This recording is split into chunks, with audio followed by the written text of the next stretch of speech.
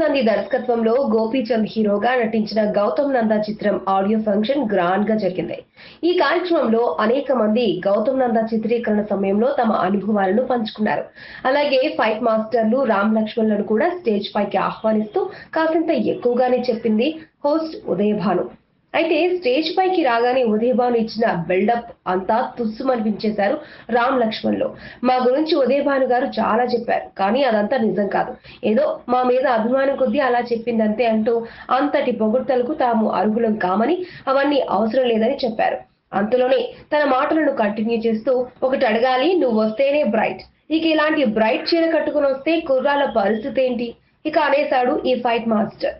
దీంతో కాసింత సిగ్గుపడిపోయిన ఈ సీనియర్ యాంకర్ 2-3 ఏళ్లుగా గ్యాప్ లో తాను కనిపించలేదని, చాలా మంది కనిపించాల్సిందిగా అడుగుతున్నారంటూ చెప్పుకొచ్చింది.